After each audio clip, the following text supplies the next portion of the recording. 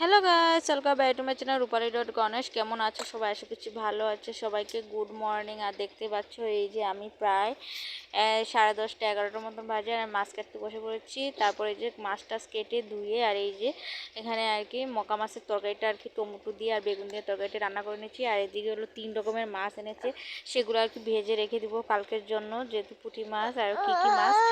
তারপরে সেই মাছগুলি আর কি আমি ভেজে রেখে দেবো। তারপরে হলুদ মাখাচ্ছি, হলুদ লবণ মাখিয়ে এই যে করছে। আর ওই মাছটারে আর কি এই যে কাঁচা লঙ্কা দিয়ে, যেটা মকা মাছ বানাচ্ছিলাম তো সেটা কাঁচা লঙ্কা দিয়ে নামিয়ে নিয়েছি অন্য কড়াই দিয়ে।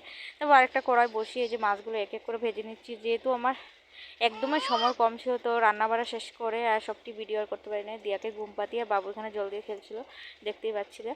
আর এখানে এই যে দেখতে পাচ্ছি আমি কাপড়গুলো উঠাচ্ছিলাম, যেগুলো কালকে ধুয়ে দিয়েছি। তো কালকে ধোয়ার পর এই যে সেগুলো আর কি মেলে দিচ্ছিলাম। তো সেগুলো শুকিয়েছে, সেগুলো এখন নিয়ে আর ব্ল্যাঙ্কেটটা একটু শুকিয়েছিলাম, যেহেতু জল ভিজে গিয়েছিলো, তার জন্য জলে ভিজে গিয়েছিলো। তো আর কি একটু শুকিয়ে ভালো করে ঘরে ঢুকিয়ে দিলাম। যাই হোক, এখানে আবার 1 গামলা সকালে কাপড় ভিজিয়েছি, সেগুলো আর ধোয়া হলো না। তো প্রায় এখন 2:30টার মতন বাজে। আর 2:30টার সময় আমি কাপড়গুলো এক এক করে ধুয়ে দিচ্ছিলাম, মেলছিলাম।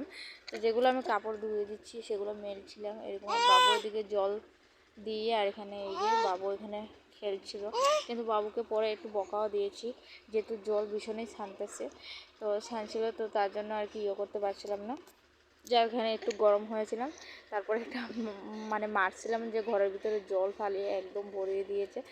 তো যাই হোক, এখানে এক এক করে কাপড়গুলো এখানে ধুয়ে নিচ্ছি একটু ঝটপট করে, এই যে আমি করছিলাম আর কি।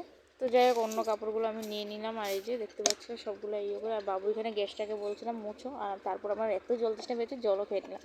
তো যাই হোক, এখানে আমার জলটার খাওয়া শেষ হওয়ার পর এই যে বাসনগুলো ধুচ্ছি, যেহেতু ঝটপট করে বাসনগুলো ধুচ্ছিলাম।